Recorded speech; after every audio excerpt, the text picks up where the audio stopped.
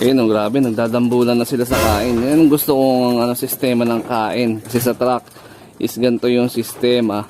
Pagka nagkagutom na, so bawal yung mahina. So dapat, kaya mo maipagsiksikan at kaya mo maipagbardagulan para lang makakain.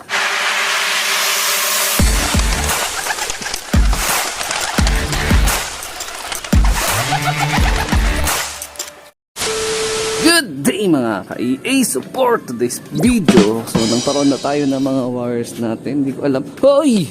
Shh! Anong ginagawa niyo dyan? Nakalingat lang ako ng konti. Panay na ang tunga nyo dito. So alam naman ninyo mga kalapatids na isa yan sa mga iniiwasan ko. Na ayaw kong gawin nila. Ayan. So ito kasi is mga bagong turuan natin ng mga young bird. So mga bagong batcher pa lang itong batch na to. So meron tayong latest na nilipat dyan yung tatlo nating pang south. Ayan. So today is Thursday morning. So meron tayong training at Timonan, Quezon. Nasa 130 km air distance na yan pabalik dito sa San Jose del Monte. So isa lang yung nakarga natin kagabi gawa ng meron ng tama yung isa nating ibon. So ang naikarga natin doon is si Venom, yung kulay itim natin na warrior. So ang naiwan si Natalia. So kahapon ko lang din na trace o nakita yung kondisyon niya. So hindi ko rin expect na magkaaganon pa siya. Ayan. Pero sinisimulan na rin naman natin siyang gamutin ngayon. Ayan. So hindi muna natin siya kinarga para at least siyempre nakakahiya naman din sa mga ibang kalapatids natin. Tsaka iniiwasan talaga natin na yun nga maganda hawa-hawaan. Pero nung base na huli niya kasing training doon sa may Pagbilao, Quezon is okay pa yung kalagayan niya.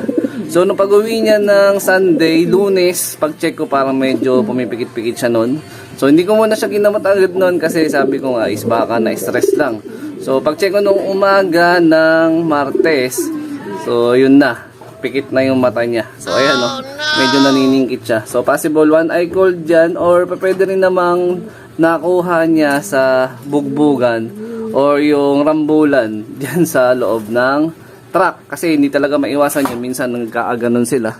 Uy, makulit ka talaga, Diwata. Ayun, oh. Kulit na ito ni Diwata. Oo. Ayun, hindi talaga maiwasan yun. Pero para sa ikabubuti ng lahat, minabuti natin na hindi na ikarga si Natalia. So, mag-skip siya ng isang training. So, gusto ko pa naman sana mangyari is matodo yung training nila ng 2 times a week. Kasi by second week nga ng May, so next week na yan is start na ng derby. Ayan. So 4 laps derby lang yung ating summer race. So pero ang sabi tentative pa yung final lap kung itatawid ng dagat. Pero nakantabi lang tayo dyan. So hopefully makatapos yung dalawa nating ibon sa ating training. So konti na nga lang halos yung magiging training yan. Siguro mga 5 times na lang tayo makakapag-training. So tinotodo na natin yung effort. Tapos next week mag-a-adjust na tayo ng patoka. Tsaka ng vitamins dun sa mga warrior natin kasi kakaiba talaga yung init ngayon. So hindi siya kaya-aya no sa pakiramdam ng tao, lalo na sa pakiramdam ng mga ibon natin. Yan. Kung tayo nga sobrang stress, init na init, uhaw na uhaw, paano yung mga ibon natin na lumilipad na halos halikan na nila yung langit, di ba? Pauwi lang dito sa ating loop. Ayan, so nakapaglinis tayo ng ating pliers, lahat. So gagawin na lang natin, antayin na lang natin yung arrival ni Venom galing nga dun sa Timonan, Quezon. Ayan, yung mga ibon natin. So, dinouble check ko na rin to kagabi. So, kasi nga, di ba, merong one eye cold si Natalia. Dinouble check ko sila lahat. Nag-verify tayo ng possible condition nila kung meron bang nahawa or anything. So, good news, wala naman. Pero hanggang bukas or sa isang araw, nakatutok pa rin ako sa observation sa mga ibon. Kasi minsan, lumalabas yung sintomas. Pagka meron kang infected na ibon is mga 2 to 3 days yan. So dapat nakamonitor tayo lahat. So ito yung nakalagay talaga dun sa pwesto ni Natalia ngayon. So siya nilagay ko muna dito. Kapatid niya, buo niya to. Ito yung balda natin na gagawin na lang natin breeder. So hindi pa rin siya pinarisan ni Red Bato sa inong nakaraan. So wala tayong magawa. So mamaya na lang konti magpapakain na tayo mga. A few moments later. So, si Venom nga yung nakarga natin sa training. So, ito yung parent ni Venom natin. Ayan. So, kawang kamukha niya. So, ito is Kak. Ayan, si Mr. Popo. Bumuborga na yung yung pinakailong niya. So yung tatay nito is originally black diamond na Borga. Wala na akong picture na mapakita, so nabuyback na sa atin ng tropang kalapatids yun. So shoutout kay Boss Glenn Nazareth. Tapos yung nanay niya, yung African Black Eagle. Majority halos lahat ng inanak ng pairing na to, kahit yung mga pairing ko sa kanya na iba, is dugo niya talaga yung lumalabas o kulay niya mismo yung mga nilalabas na anak nila. Ayan, so ito is na training natin to ng North, so nagkataon lang na parang nagkaroon ng problem yung kalapati nun. I mean yung mga racing nun gawa ng walang ang permit bird flu something. So hindi na natin siya nakarera. Pero full sibling nito is complete lacking ng South nilaro sa BSRPC way back 2017 or 2019 ata. Tapos ito naman is direct na anak ni Stop Bandrich tsaka ng Vandenbroek natin na imported na galing sa Biopigeon. So itong pairing nila, so eto na yung last na clutch nila. So meron tayo ditong dalawang egg na ipipisa. So available siya. Meron sa akin nag-PM nung nakaraan kaya lang hindi ko na matrace o hindi ko na ma-retrieve yung PM niya. So kung napapanood mo tong video na to, PM mo ako kung interesado ka pa sa bloodline ng pag-acquire ng linyada nila. Kasi ito na yung last pairing.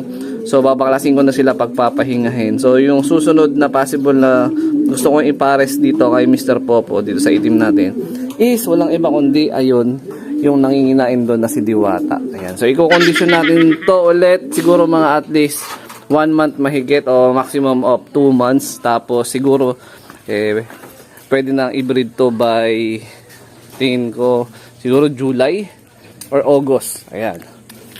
Kulit nito. Tigas ng utak ah. So yun, mag-aantay na tayo ng Ibon 6:30 binitawan yung kalapati natin sa Atimonan, Quezon. So maganda naman yung panahon doon. So yun nga lang pagka tumungtong ng alas 10 sobrang init na. Siguro possible mga sagad sa alas 9 or past 9 nandito na yon si Venom. Ayan. Tama po ba yun? Ayun, grabe, nagdadambulan na sila sa kain. Yan ang gusto kong sistema ng kain. Medyo maliit na yung pakainan natin, sinadya natin para at least matuto sila sa karambola ng pagkain. Kasi sa truck is ganito yung sistema. Pagka nagkagutom na, so bawal yung mahina. So dapat kaya mo maipagsiksikan at kaya mo maipagbardagulan para lang makakain. Kasi siya number 1 na source of energy nila pag lumipad sila pauwi sa ating loop. Ayan. So majority dito mga panlaro natin siguro mga 6 or 4 yung mga pang-stock lang natin. Ayan sila. So bigay natin ngayon is yung crumble na stock developer. Ayan, turo sa atin ni Kumparin Dabarkads TV. Yan, ayan, shoutout sa'yo. So inaantay ko na. Meron pa pala tayong isang ibon na makukuha kay Kumparin Dabarkads. Ayan, so abangan nyo sa susunod or kung napanood nyo na yung vlog ni Kumparin Dabarkads, alam nyo na yung bloodline nun.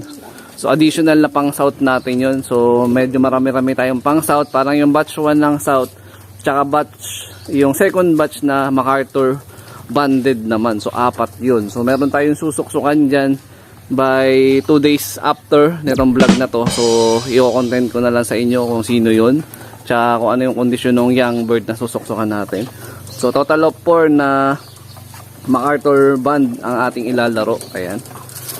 So, magbibigay din ako sa kanila syempre mamaya all herbs probiotic haluan natin na electrolytes kasi sobrang init ngayon pang suporta natin sa mga wires natin. Ayan, kakarambola sila. Oh. Mus na ba? Lagdagan natin konti.